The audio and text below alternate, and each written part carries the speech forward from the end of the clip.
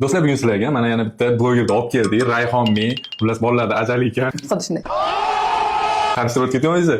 Rayhona ismim, Samarqandlikman, 30ligimda. Burger yegani kelibdi Rayhon. Kichkinaligini ko'ryapsizlar. Endi hozir o'rnidan turg'izamiz, hozir stolda men bilan bir xil o'tiribdi. Bitta o'rningizga turib qo'ying. Rayhon kichkina ekan, xullas o'shaning uchun men hozir Rayhonga shans bermoqchiman. Burgerni yarimta siz yeysiz. Yarimta bo'lgani uchunmi? Mana o'zi videoga faqat pul bersanglar chaqiringlar yoki ovqat bersanglar chaqiringlar. Bo'lsam chaqirmaydi.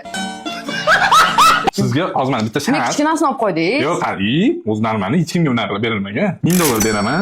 Agar mana shu butun yesangiz. Agar yo'q desangiz, $500 mana shunday yutib qo'yasiz. Bo'ldi, go. Xullas ko'rma. Mashq qilib menga yoqmaydi bilasan. Mana shu olib tashlamaylikmi? Yo'q. Yaxshi Hamma ko'ring. yo'q. Yo'q. Bittada tiqib olmang. 2 3 Abet. Qo'chqor go'shtidan steak yeyapman.